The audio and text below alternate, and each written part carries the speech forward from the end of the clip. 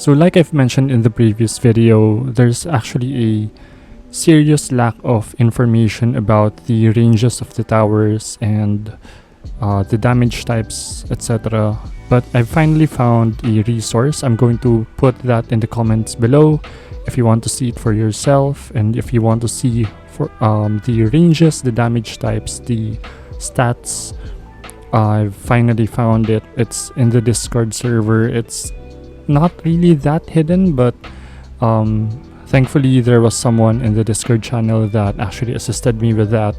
They gave me the link and I was able to check it out, and I basically made decisions based on that Google spreadsheet that they made.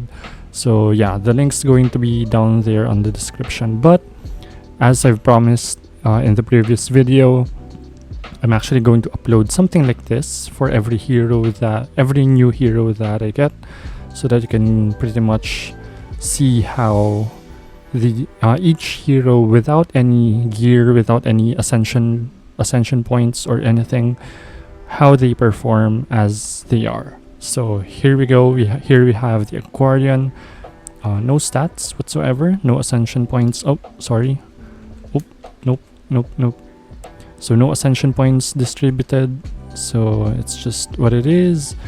And okay, so I'm lagging a little bit. Sorry, my internet's terrible. I live in the Philippines, so there you go. So this one is the water sprite tower. It shoots 3 bubbles. It deals like kind of a weaker damage, but it fires projectiles fairly quickly. It deals damage in a small splash in a small area, and the range is actually not, well, it's not great. It's not that bad either, but it is what it is. But let's see. That's how. Come on, move. 1, 2, 3, and then it pauses. 1, 2, 3.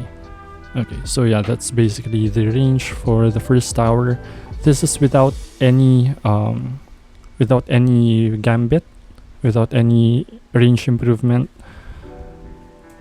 So yeah, let's delete that. Let's just show it from a different angle just so you can see. Of course, it's going to attack the closest unit. That's the range. Oh, it actually attacks the one in the middle. So yeah, that's the splash damage range that the first tower can reach or can damage at a time.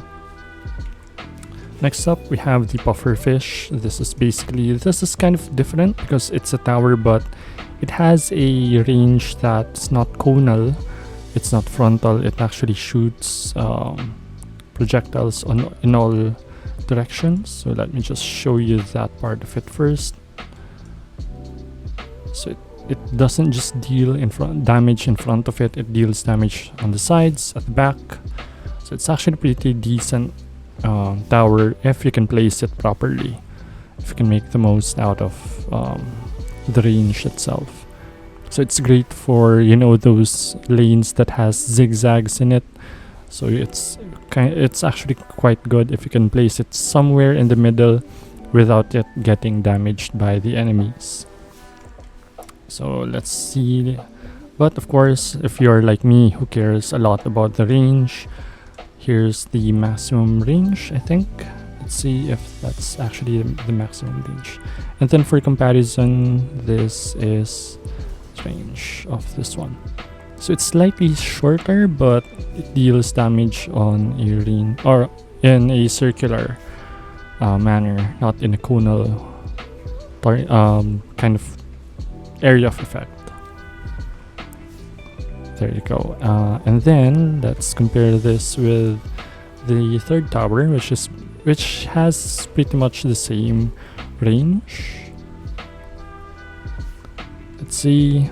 But this one's kind of tricky because it hits the first target like that, but it actually has a little bit more range.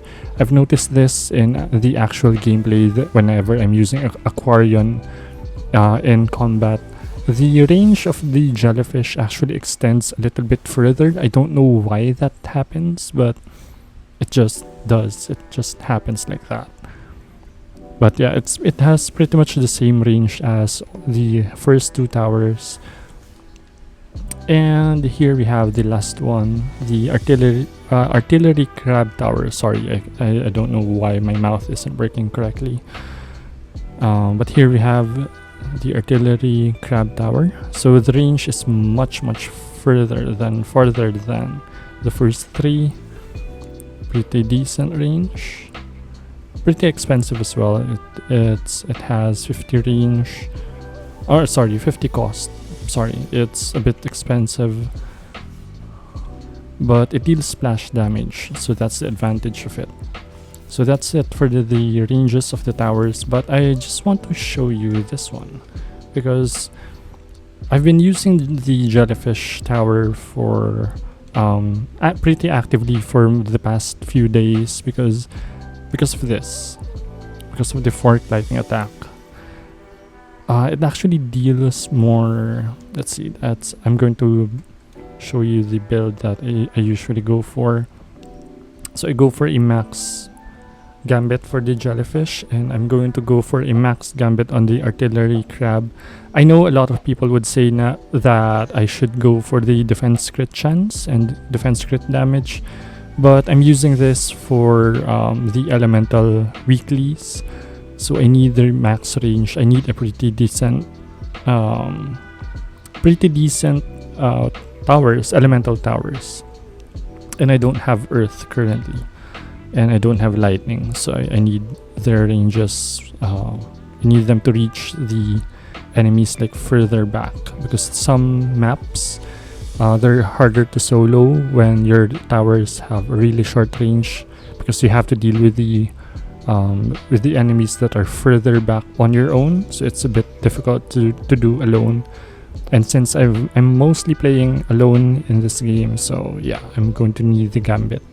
So let me just show you how it looks like. Let's see. So this is much further. It should be able to hit like at least 4, 5, 6. I think at least 4. Come on, let's go. There we go.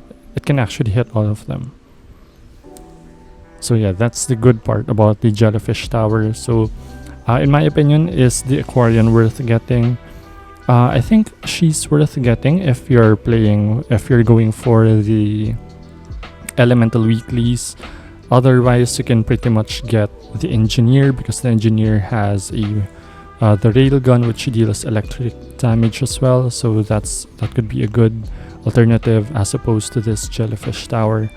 But for me personally, I went for the Aquarion because she's a pretty decent fighter as well. Of course, the engineer does a decent job with that as well, but I just think that this kind of gives me a more diversified play style. So yeah. Now next I'm going to show you the abilities. So this one is let's start with the first one. So this is I think this is called the icy globes. I forgot what it's called. Sorry. Ice orbs. Sorry, ice orbs. Oh, it's on cooldown. Let's just wait for 2 seconds. 2 seconds. Okay, there we go. So if you've read the description, it deals damage whenever the globes or the orbs passes through the enemies. Sometimes in other video games it actually doesn't. They try to say that it works like that, but it actually doesn't work like that. It just deals damage as long as you're within the AoE. But this one, it actually does that. I don't know if that matters a lot in this game. Maybe it matters if you're trying to time the positioning or the positioning of your hero. That's up to you, but it actually works that way. Like whenever the orb passes through, it deals damage. So it's not fake. It's not one of those games that fakes the orbs. The orb effects, not the orb effects like Warcraft, but you know what I mean. Right, so the next one. Oh, by the way, the first spell it actually drains mana, and the cooldown only triggers when you turn the ability off or you run out of mana. So there you go. This one, this is actually quite a weird thing about the targeting system here in Dungeon Defenders 2. I know it's a dated game. It's been out there for like, I think a decade now, or more than a decade now.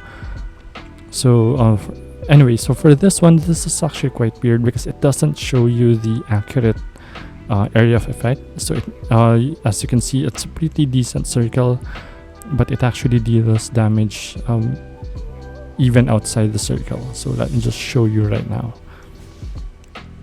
So yeah, it deals damage up to this part. Let's just see how far it goes. Unfortunately, it has a pretty long cooldown, which kind of sucks, really. Especially if you are planning to build this as an with the ability power instead of the attack damage. More on that later, maybe. Let's see. I'm no expert with the Aquarion, so take everything that I say with a grain of salt. Anyway, so let's see if that could actually still reach the ones in the edges. Let's see. Let's put this here.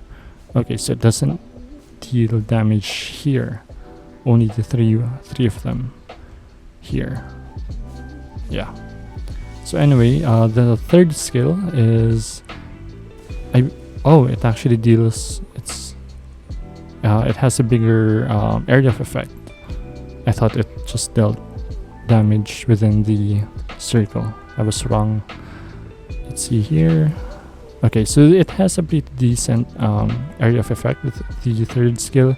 It actually launches it launches enemies on the air, and while they're airborne, your anti-air defenses can actually hit them, like the ones that the monk uses. The fourth skill, this is basically the healing spell for the Aquarion. I'm trying to think of it's kind of similar with the Dryad, if you have a Dryad. The first spell of the Dryad, let's see, this one.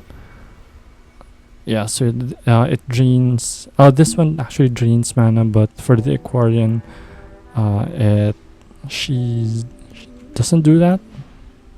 But it's more of a, what do you call this? A buff, a temporary buff that lasts for 6 seconds or so. Yeah, I believe it's 6 seconds. And then after it expires, it deals water damage across the area of effect, or within the area of effect. Let's just see if it's actually 6 seconds. Oh, it's 10 seconds, sorry. Yeah, so it's 10 seconds, and it reduces the damage taken. I don't think that there's a max damage reduction. Like if you take 10,000 damage, it just disappears. I don't think it works that way. I think it just gives you a pretty decent damage reduction for 10 seconds as long as it's active, and then it just bursts after that and deals water damage. So yeah, what else? Oh right, the primary attack. So the primary attack, it says in the trailer that the third or the fourth attack deals water damage. So yeah, as you can see, the training dummy is actually drenched, so you can use electrocute on the target. And then the secondary attack is like this. So it's a piercing attack. It cuts through the enemies, and it actually works well when you're dealing with enemies in a straight line, which of course isn't always the case, but oftentimes is the case, I would say. So I really like the secondary attack here. It's pretty slow, but if you build her with attack damage, it actually deals a lot of damage per hit. So it's pretty decent.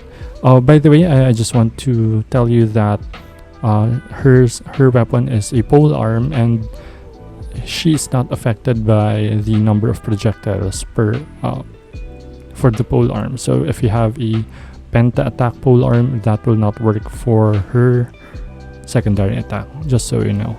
Right, so that's pretty much it.